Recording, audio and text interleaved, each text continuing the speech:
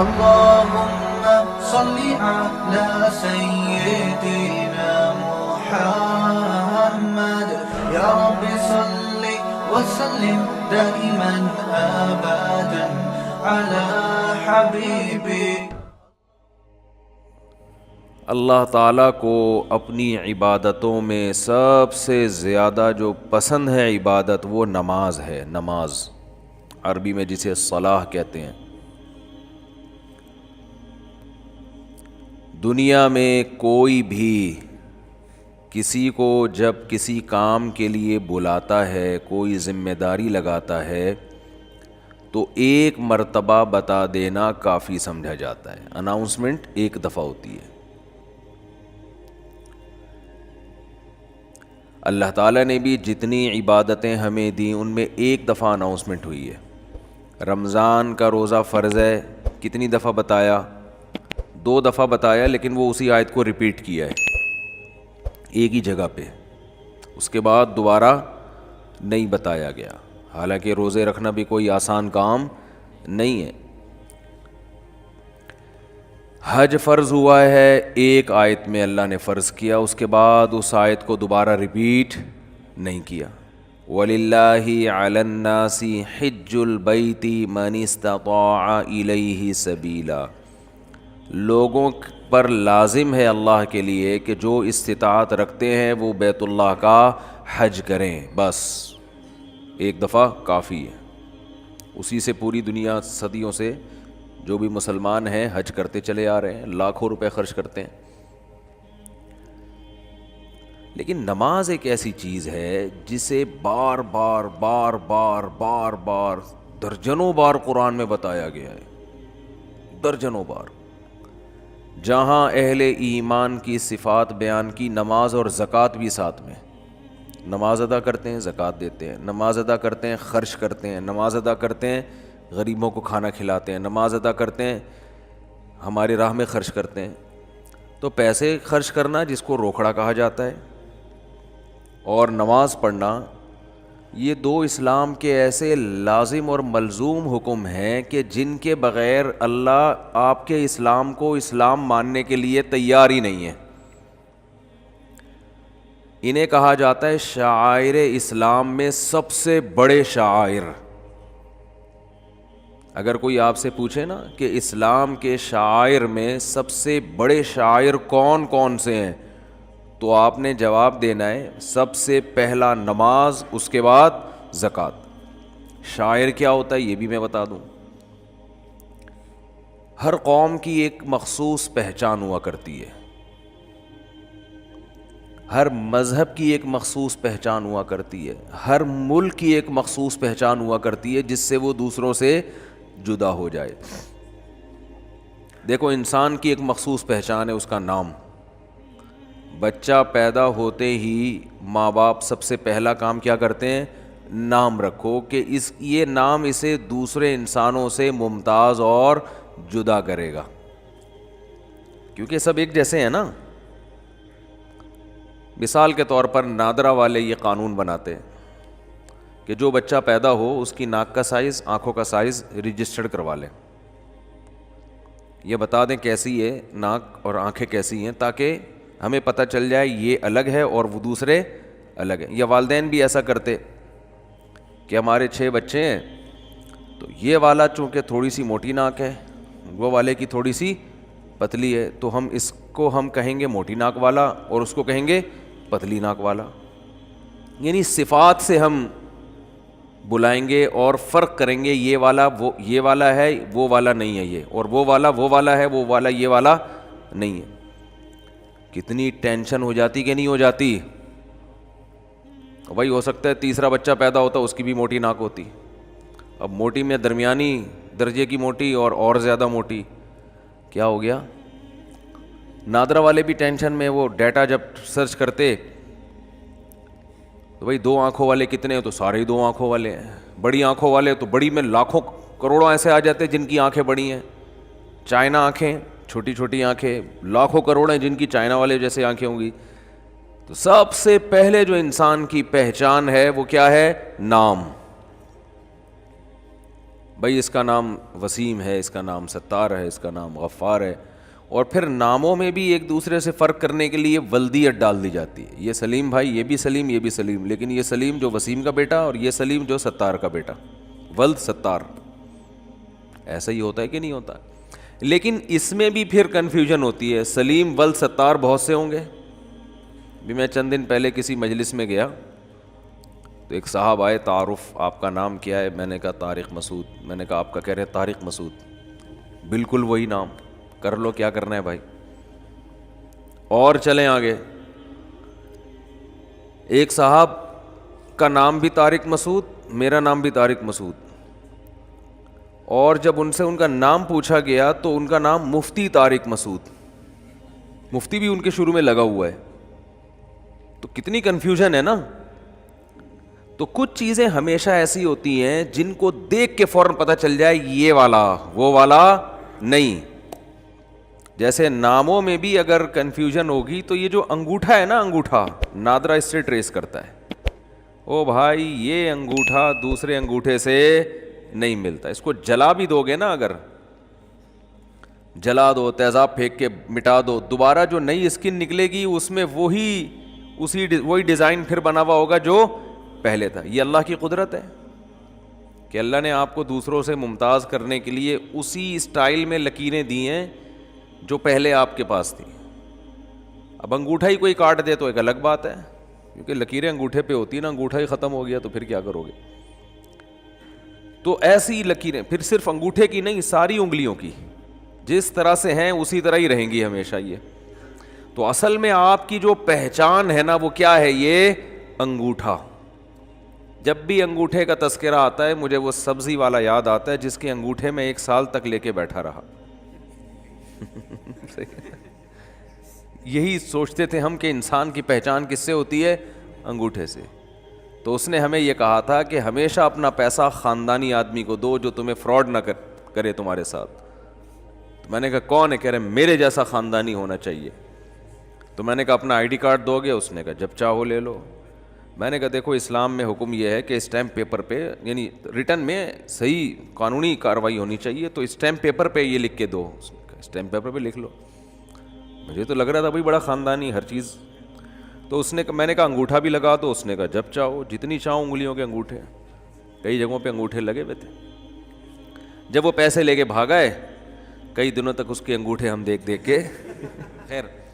تو وہ انگوٹھے جو تھے میں نے پہلے بندہ تلاش کیا. بندہ کراچی میں کہاں ملتا ہے آپ کو پتہ ہے. تو وہ 1 سال تک وہ انگوٹھے لے کے میں بیٹھا رہا. تو کیا کر لیتا ہے آدمی؟ کوئی لاء نہیں ہے، کوئی قانون نہیں ہے کہ آپ کسی سے قانونی طریقے سے پیسے نکلوا دیں. کوئی لاء نہیں ہے. بہت زیادہ آپ عدالت میں لے بھی، اول تو عدالت میں لے جانے تک کہتے ہیں نا مرغی چھڑانے کے لیے بھینس کی قربانی دینی پڑے گی آپ کو. مرغی چھڑانے کے لیے بھینس کی، ججوں کو زیادہ کھلانا پڑے گا. آپ عدالت میں لے بھی گئے تو لے جانے کے بعد وہ وہاں کھڑا ہو جائے گا غریب بن کے، جیسے پھٹے پرانے کپڑے. جج بولے گا اس کو تو یہ 5,000 میری طرف سے بھی لے جا یار یہاں سے. وہ ایسے مسکین بن کے جاتے ہیں، اس سے کیا نکالے گا؟ قانون یہ ہے کہ آپ کی قسطیں بن جائیں گی، یا پھر غنڈوں سے کام لیا جائے. غنڈوں سے، وہ بھی ایک آپشن ہے. غنڈوں کو کچھ پیسے کھلاؤ، وہ کٹ لگائیں. تو پرانا واقعہ ہے، اتنے تعلقات نہیں تھے اس وقت. تو خیر یہ جو انگوٹھا ہے، صحیح ہے نا، جب بھی بولتا ہوں مجھے یاد آتا ہے. تو یہ آپ کا کسی سے میچ نہیں کرتا، کسی سے میچ نہیں کرتا. تو یہ بھی آپ کی ایک شاعر ہے، یعنی جس سے آپ پہچانے جاتے ہیں. لیکن اس کو پہچاننے کے لیے مشین چاہیے، ایسا ہی نہیں کہ دیکھتے ہی پتہ چل جائے.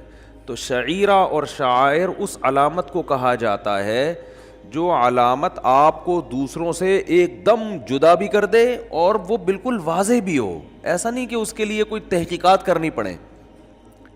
تو دنیا کی ہر قوم کی ایک خاص علامت ہوا کرتی ہے، ہر مذہب کی. دیکھو کوئی بھی اگر ہندو ہے نا، ہندو، تو چند علامتیں ایسی ہیں جو ان میں کامن ہیں، ان سے فوراً پتہ چلے گا کہ یہ کیا ہے، ہندو ہے. اب ہندوؤں میں کچھ بڑے مذہبی ہوتے ہیں، وہ مندر جاتے ہیں، وہ بتوں کی عبادت کرتے ہیں. کچھ مذہبی نہیں ہوتے، تھوڑے سے لبرل ہوتے ہیں، وہ کیا کرتے ہیں، سال میں 1 آدھ دفعہ چلے گئے. اور کچھ بہت ہی لبرل ہوتے ہیں، وہ بالآخر کچھ بھی نہیں کرتے، لیکن وہ ہولی جو ان کی مذہبی تہوار آتا ہے نا اس کو منا لیتے ہیں وہ. تو ہم یہ کہہ سکتے ہیں کہ ہندوؤں کا ہولی منانا یا ان کی عورتوں کا ماتھے پہ ٹیکا لگانا یہ ایک ایسا شعار ہے کہ اور کچھ ہو نہ ہو اس سے پتہ چل جاتا ہے کہ یہ کیا ہے، ہندو ہے. یہ ہر ایک نے کیا ہوا ہوتا ہے، یہ ہر ایک نہیں کیا ہوا ہوگا.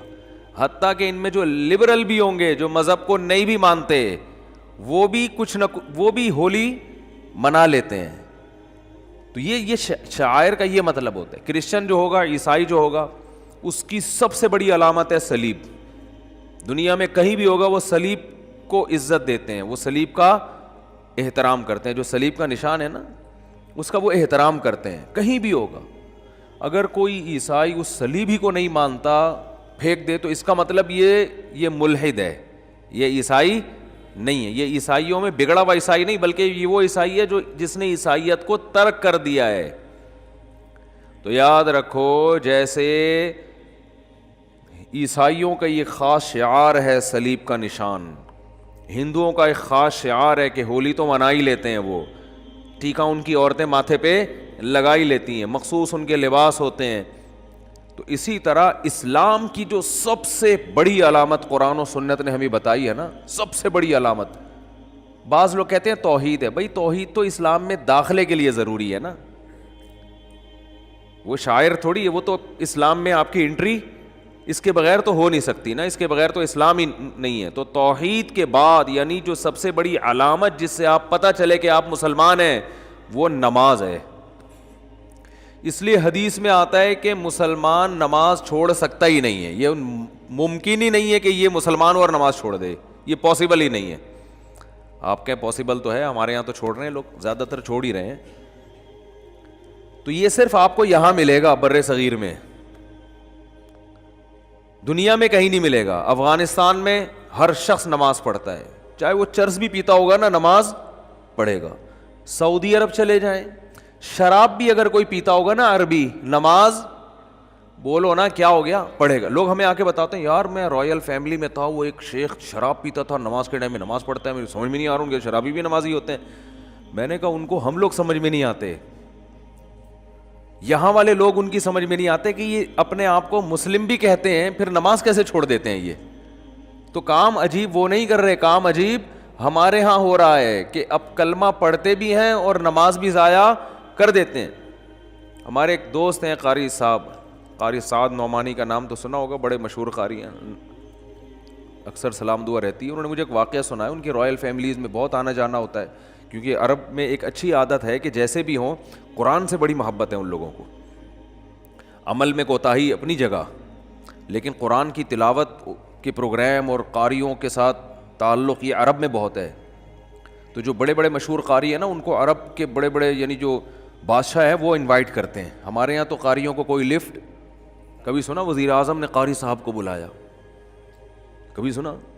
یہاں وہ رواج نہیں ہے. عربوں میں کیونکہ ان کی زبان میں قرآن نازل ہوا نا، تو وہ قرآن سننے کے شوق رکھتے ہیں، ان کی سمجھ میں بھی آتا ہے، چاہے وہ عمل نہ بھی کریں لیکن سنتے ہیں. مصر میں آپ جائیں، جیسے ہمارے ہاں بسوں میں گانے لگے ہوتے ہیں، ایسے وہاں بسوں میں تلاوت لگاتے ہیں لوگ. اور میں عربوں کے ساتھ رہا بھی ہوں، بہت زیادہ قرآن سنتے. میں نے عربوں کے ہاتھ میں ریڈیو دیکھے، بہت پرانی بات ہے، 20 سال ہو گئے، ہمارے یہاں مدرسے میں آیا کرتے تھے بہت. تو وہ کیا کرتے تھے کہ وہ جب فارغ بیٹھے تلاوت سننا شروع. ہمارے یہاں تلاوت سننے کا ایسا ٹرینڈ نہیں ہے.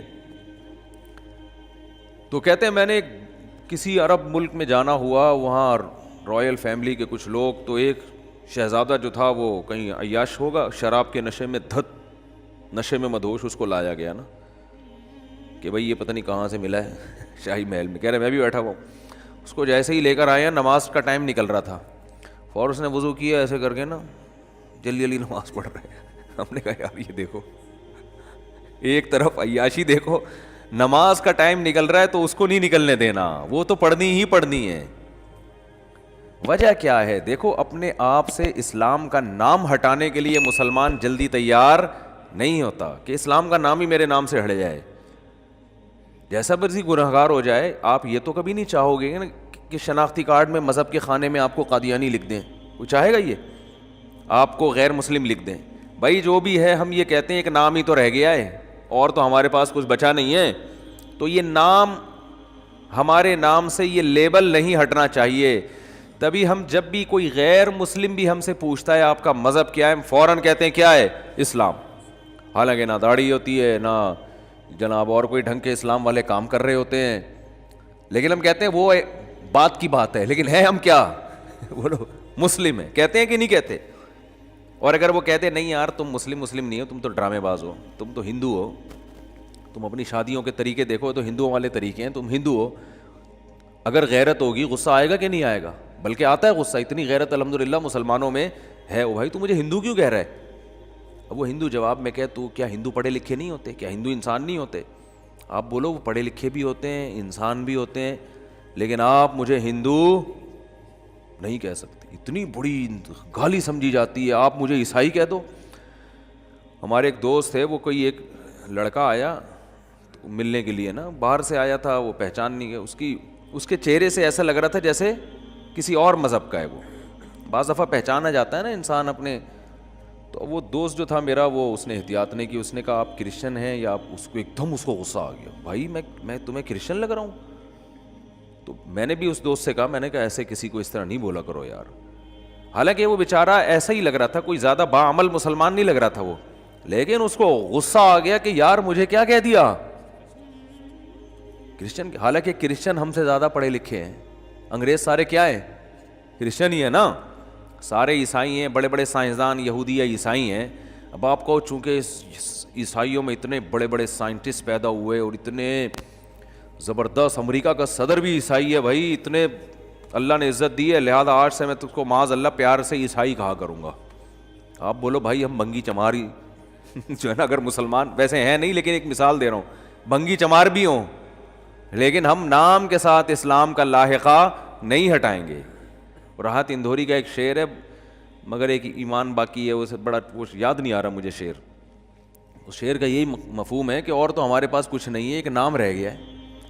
تو یاد رکھو یہ نام بچانے کے لیے نا آپ کو نماز پڑھنی پڑے گی. یہ پوری تقریر کا خلاصہ یہ ہے. یہ نام اللہ اس وقت تک نہیں مانتا جب تک آپ نماز نہیں, 5 ٹائم نماز کی پابندی نہیں کرتے. اللہ اس نام کو مانتا ہی نہیں ہے. تبھی اللہ نے اپنے نبی کی زبان سے کسی اور جرم پر اتنے بڑے کفر کا حکم نہیں لگایا جتنا نماز چھوڑنے پر لگایا ہے.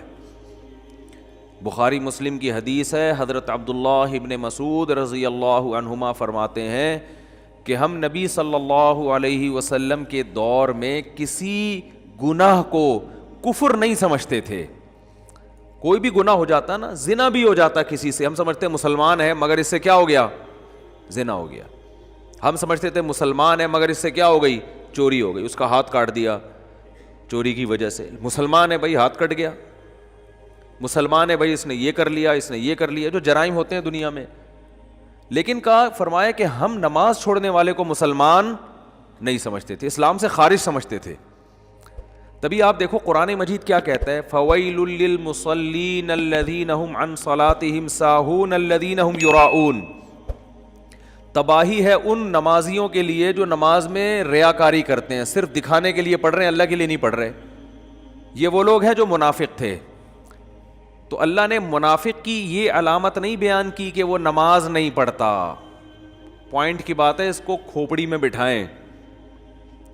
اللہ نے منافق کی علامت بیان کی, وہ جھوٹ بولتا ہے. اللہ نے منافق کی علامت بیان کی, وہ وعدے کی خلاف ورزی کرتا ہے. وَإِذَا اؤْتُمِنَ خَانَ, جب اس کے پاس امانت رکھوائی جائے تو خیانت کرتا ہے. زبان میں 2 نمبری ہر چیز میں. لیکن قرآن کہہ رہا ہے کہ یہ کہیں نہیں کہا کہ منافق نماز نہیں پڑھتا, یہ نہیں کہا قرآن نے. کیا ہو گیا بھائی, قرآن نے منافق کی علامتیں بیان کی ہیں کہ یہ جرم بھی کرتا ہے, رشتہ داری توڑتے ہیں, یہ بھی قرآن نے کہا. منافق کیا کرتا ہے, رشتہ داری کو توڑتا ہے. یفسدون فی الارض, زمین میں فساد مچاتا ہے, ادھر چولیاں لگانا, ادھر سے ادھر, ادھر کی ادھر کر کے لوگوں کو آپس میں لڑوانا, فتنہ پھیلانا, اجتماعیت کو توڑنا, مالداروں کو غریبوں پہ خرچ کرنے سے روکنا, یہ سارے کام کرے گا. قرآن میں ایک جگہ بھی نہیں ہے کہ نماز نہیں پڑھتا منافق, یہ نہیں ہے. ارے بھائی, جب اتنے بڑے بڑے جرم کر سکتا ہے تو نماز تو سب سے مشکل چیز ہے نا, مشکل عبادت ہے. تو وہ کیوں پڑھ رہا ہے منافق؟ ارے منافق کو کیا ضرورت ہے جب تم جھوٹ بول سکتے ہو, نبی کے خلاف لوگوں کو ورغلا سکتے ہو, تو نماز بھی گول کر دو. قرآن کہہ رہے ہیں نا نا نا نا نا, منافق نماز کا بڑا سخت پابند ہوتا ہے. فویل للمصلین, تباہی ہے ان منافق نمازیوں کے لیے جو پکے نمازی ہیں. یعنی منافق کی علامت ہے کہ وہ نماز پڑھتا ہے, لیکن کیوں؟ یراؤن, صرف نبی اور صحابہ کو دکھانے کے لیے, اللہ کے لیے نہیں پڑھتا وہ. اس سے پتہ چلتا ہے کہ منافق بھی نماز نہیں چھوڑتے تھے. ان کو پتا تھا کہ اگر نماز چھوڑ دی تو لوگوں کو پتہ چل جائے گا کہ یہ اسلام سے اس کا تعلق نہیں ہے. تو یہ شو کرنے کے لیے کہ ہم مسلم ہیں, ہمیں مسلمانوں جیسا سلوک کرو, ہمیں مسلمانوں کے قبرستان میں دفناؤ, ہماری مسلمان عورتوں سے شادیاں کرو, جب میدان جنگ میں فتح ہوتی ہے تو مال غنیمت میں ہمیں بھی حصہ دو. یہ تمام کی تمام مسلمانوں والی فیسلٹیز حاصل کرنے کے لیے منافق کو بھی نماز باجماعت میں حاضری دینا پڑتی تھی, یہ شو کرنے کے لیے کہ میں کیا ہوں, مسلم ہوں. اور آج پکے مسلمان کو بھی حاضری دینے کی ضرورت, بولو بھائی, نہیں ہے. پکا مسلمان ہوگا, دفن ہونا چاہتا ہے مسلمانوں کے قبرستان میں, اس کام کے لیے اس کو پوری زندگی نماز نہ پڑھے کوئی فرق, بولتے کیوں نہیں, بولو نا یار, نہیں پڑھتا, پوری زندگی نماز نہ پڑھے. مسلمان لڑکی سے شادی کرنا چاہتا ہے, اس کے لیے نہ اس لڑکی کو ضرورت ہے کہ اپنا مسلمان نمازی ہونا ثابت کرے, نہ لڑکے کو, ویسے ہی نکاح ہو جاتا ہے, چل بھائی, ہے سب بے لگام اونٹ نہیں ہوتے جیسے. تو یہ وہ نہیں ہے جو جس پہ صحابہ اور تابعین تھے, یاد رکھو. یہ ہمارا اپنا اسلام ہے جو شاید قیامت میں مسترد ہو جائے, شاید مسترد ہو جائے. تو اس لیے اسلام کی جو سب سے پہلی علامت ہے کہ ہندو جب آپ کو دیکھے گا تو اسے پتہ چل جائے گا کہ مسلمان ہے, وہ کیا ہے؟ جیسے ہی یدعون الی السجود, قرآن کہتا ہے جب سجدے کے لیے بلایا جاتا ہے, حی علی الصلاۃ کی ندا لگتی ہے, تو یہ اس ندا پر لبیک کہتا ہوا مسجد کی طرف جاتا ہے. 5 ٹائم نماز پڑھتے ہیں. یہ علامت ہے سب سے بڑی کہ جو آپ کو فرق کرے گی کہ یہ مسلم ہے اور یہ نن مسلم ہے, یہ غیر مسلم ہے, یہ مسلم ہے. تو یہ جو ہمارے ہاں اتنا حساب چل رہا ہے نا, اندھی چل رہی ہے, بالکل پڑھتے ہی نہیں نماز. اور جو پڑھ رہا ہے اس کو سمجھتے ہیں بہت نیک ہے, یہ کیا ہے, بہت زیادہ نیک آدمی ہے. ایسا نہیں ہے بھائی, ٹھیک ہے. جو پڑھ رہا ہے نا وہ تو ابھی پہلی سیڑھی پہ آگے کھڑا ہوا ہے, اس نے اپنا مسلمان ہونا ثابت کر دیا ہے کہ میرا مذہب کیا ہے, اسلام ہے. باقی چیزیں تو بات کی ہیں. مفتی طارق مسعود صاحب کے بیانات سننے کے لیے youtube.com/مفتی طارق مسعود کو سبسکرائب کریں. اور اگر آپ لائیو ویڈیو کو کبھی بھی مس نہیں کرنا چاہتے ہیں تو سبسکرائب کرنے کے بعد بیل آئیکن پہ کلک کرنا مت بھولیں. جزاک اللہ.